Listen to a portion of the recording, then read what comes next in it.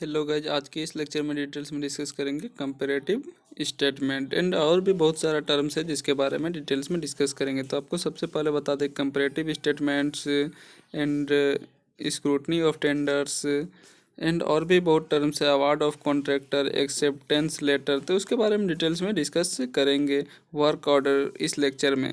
तो सबसे पहले हम बात करेंगे कंपैरेटिव स्टेटमेंट्स। तो कंपैरेटिव स्टेटमेंट क्या होता है उसके बारे में डिटेल्स में डिस्कस करेंगे। इसके बाद एक एक करके पूरा टर्म्स के बारे में हम लोग इस लेक्चर में डिस्कस करेंगे। तो चलिए सबसे पहले आपको बता दें कि कंपैरेटिव स्टेटमेंट्स क्या होता है और टेंडर में इसका कहाँ पर यूज होता है। जब कॉन्ट्रैक्ट एंड टेंडर के बात होता है, कॉन्ट्रैक्ट एंड टेंडर के बारे में जब हम लोग डिस्कस करते हैं तो उसका यूज कहाँ पर होता है कंपैरेटिव स्टेटमेंट का। तो कंपैरेटिव स्टेटमेंट क्या होता है सबसे पहले वो जानते हैं, इसके बाद एक एक करके सब हम लोग डिस्कस करेंगे। कंपैरेटिव स्टेटमेंट एक डॉक्यूमेंट्स है जिसका यूज किसी पर्टिकुलर फाइनेंशियल स्टेटमेंट के बारे में कंपेयर करने के लिए किया जाता है। लास्ट फाइनेंशियल ईयर को साथ साथ कॉलम में क्लियर डाटा के साथ सबमिट किया जाता है जिससे इन्वेस्टर रिजल्ट्स की पहचान कर सके एंड कंपनी के प्रोग्रेस को ट्रैक कर सकता है एंड इंडस्ट्रियल कंपटीटर के साथ इसका कंपेयर करने में आसानी होती है। मींस कि कंपैरेटिव स्टेटमेंट्स एक ऐसा कॉलम है जो कि सपोज आपको हम बताते हैं कि कोई 4 कंपनीज है और सब कोई टेंडर अप्लाई किया वर्क का एग्जीक्यूशन करने के लिए, टेंडर लेने के लिए। तो उस कंडीशन में क्या होता है कि सपोज एक कंपनी L&T है, दूसरा अशोक बिल्डकॉन है, अशोका बिल्डकॉन, एंड तीसरा जो है वो वास्तु विहार है, एंड फोर्थ और कोई कंपनी है, मान के चलिए कि दिलीप बिल्डकॉन है। तो इन सब में क्या होता है कि सबको अपना अपना अलग टेंडर का अमाउंट बना करके देता है। तो जो सबसे लोएस्ट टेंडर होता है उसी को दिया जाता है टेंडर।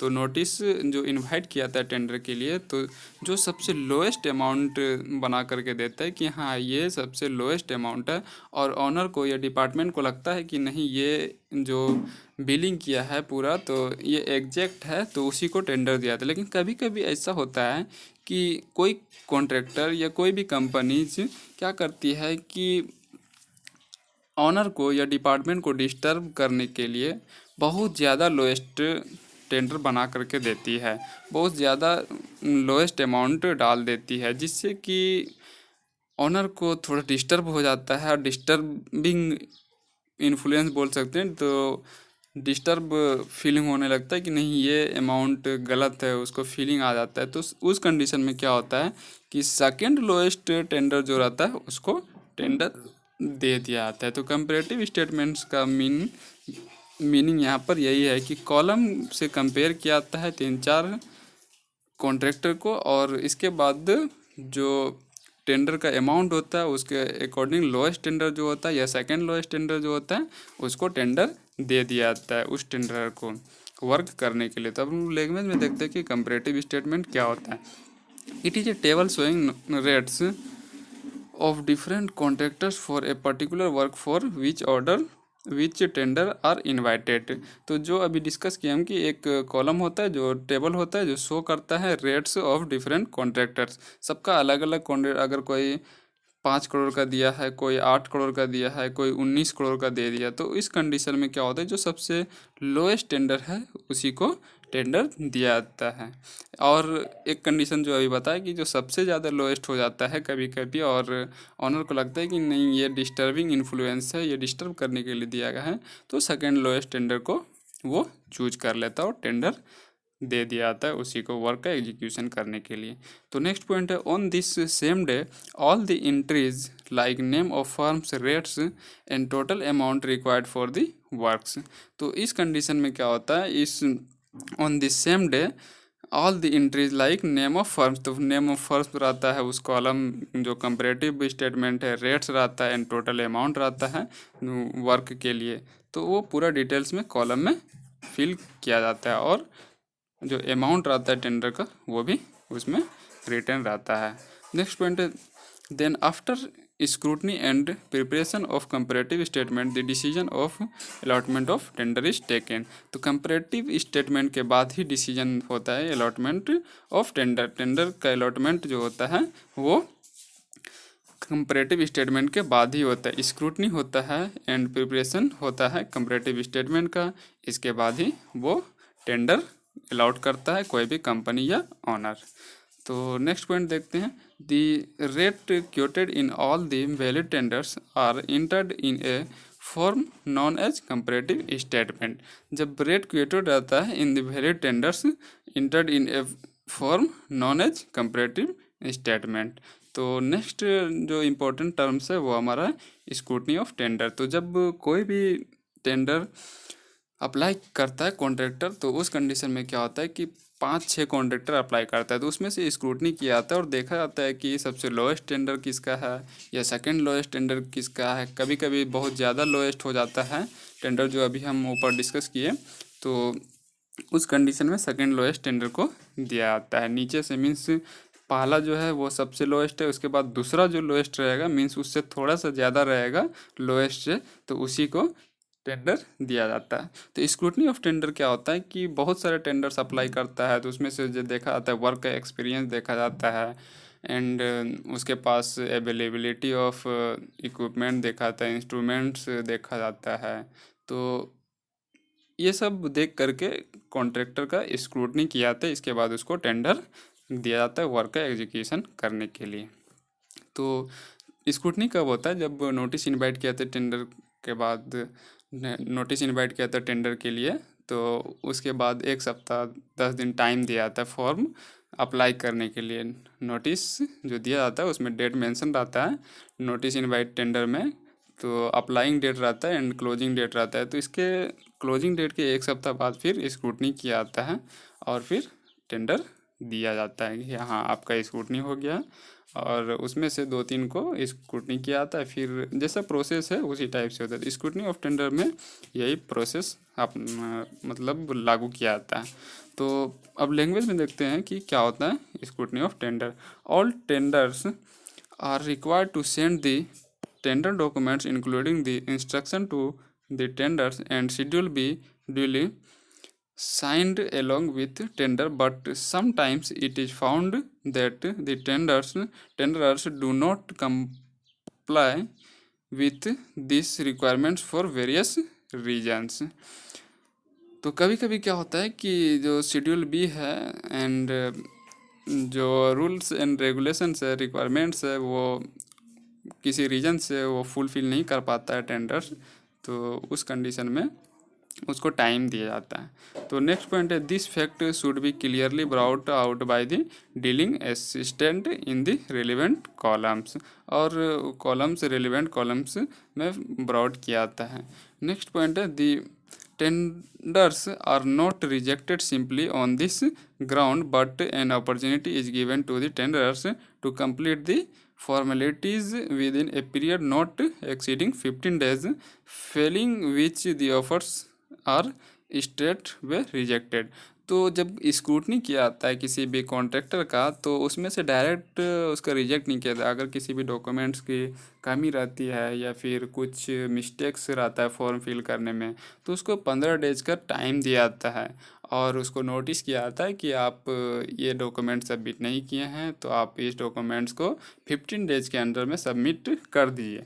तो उस पर भी अगर वो डॉक्यूमेंट सबमिट नहीं करता है तो उसके 7 दिन के बाद उसको रिजेक्ट कर दिया जाता है। जो कॉन्ट्रैक्टर होता है वो अप्लाई करता है तो उसका पूरा प्रोसेस को रिजेक्ट कर दिया जाता है। अगर वो टाइम टू ऑन टाइम जमा कर देता है, सबमिट कर देता है पूरा डॉक्यूमेंट जो कमी रहता है, तो फिर उसको आगे के प्रोसेस के लिए इनवाइट किया जाता है।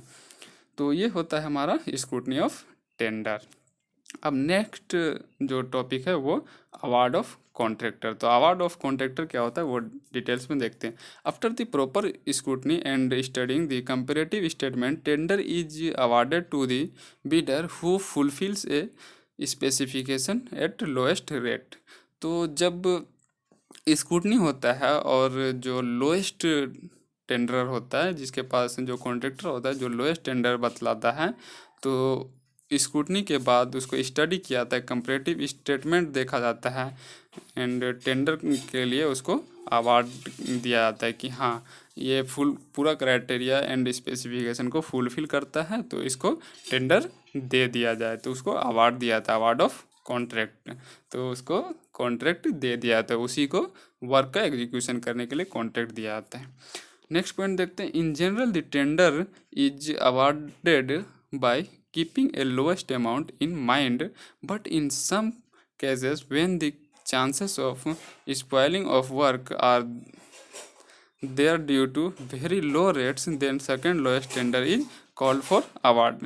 जैसा कि अभी हम आपको बताया एबव में जब डिस्कस कर रहे थे, तो उसमें बताया कि कभी कभी ऐसा क्या होता है कि जो सबसे लोएस्ट टेंडर होता है वो बहुत लो कॉस्ट डाल देता है। तो इस कंडीशन में क्या होता है कि वो स्पॉइलिंग करेगा, हो सकता है कि वो बर्बाद कर देगा हमारा पूरा वर्क का एग्जीक्यूशन, एंड जो प्लानिंग है वो सही से नहीं कर पाएगा। तो कॉन्ट्रैक्टर जो होता है उस पर ऑनर को या डिपार्टमेंट को डाउट हो जाता है, तो वो क्या करता है कि जो सेकंड लोएस्ट टेंडर है, जो कि उसको लगता है कि डिपार्टमेंट को या फिर ऑनर को कि नहीं ये फर्स्ट लोएस्ट जो है वो बहुत ज़्यादा लोएस्ट है, तो इस कंडीशन में क्या होता है कि सेकंड लोएस्ट जो होता है उसको टेंडर अवार्ड कर दिया जाता है।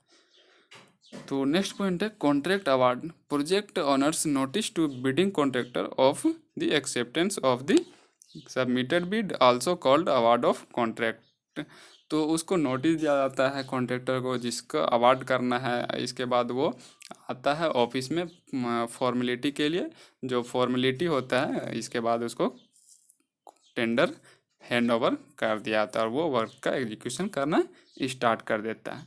अब नेक्स्ट है हमारा नेक्स्ट एक्सेप्टेंस लेटर। तो ये पॉइंट, ये टॉपिक जो है वो बहुत इंपॉर्टेंट है टेंडर एंड कॉन्ट्रैक्ट में।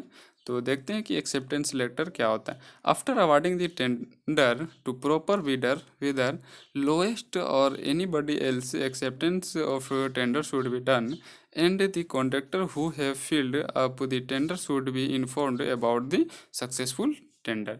तो जो टेंडर फुलफिल कर लेता है पूरा क्राइटेरिया एंड उसको क्या करता है अवार्ड कर दिया जाता है, इसके बाद उसका लेटर जो होता है वो एक्सेप्टेंस लेटर उसका घर पे या जो उसका ऑफिस है वहाँ पर उसको भेजा जाता है कि आपका टेंडर एक्सेप्ट कर लिया गया है और आपको ही एग्जीक्यूशन के लिए दिया जाएगा, वर्क के एग्जीक्यूशन करने के लिए आपको ही दिया जाएगा, तो ये टेंडर आपको ही मिलेगा।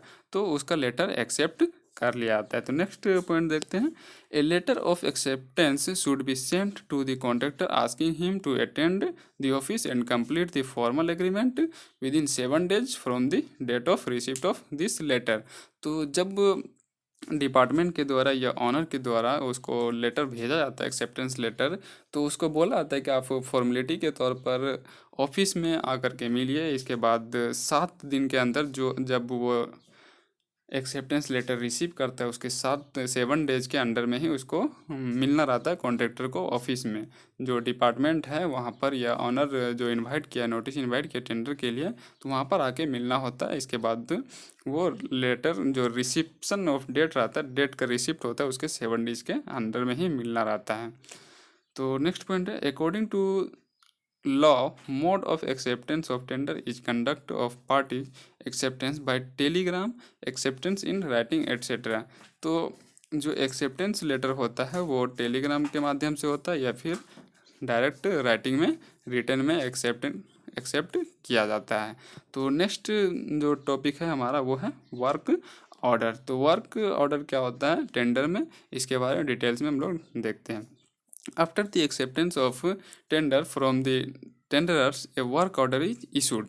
तो अभी हम वेब में भी डिस्कस किए कि जब पूरा प्रोसेस हो जाता है, एक्सेप्ट हो जाता है टेंडर, तो उसके बाद क्या होता है कि डिपार्टमेंट के द्वारा वर्क का ऑर्डर दिया जाता है। After the acceptance of tender from the tenderers a work order is issued. तो डिपार्टमेंट के द्वारा या ऑनर के द्वारा जो टेंडर नोटिस इनवाइट किया है, नोटिस इनवाइट टेंडर किया है, तो वो क्या करता है वर्क का ऑर्डर देता है, कुछ फंडिंग भी करता है, इसके बाद वो वर्क स्टार्ट करता है। जो कॉन्ट्रैक्टर होता है वो वर्क का एग्जीक्यूशन करना स्टार्ट कर देता है।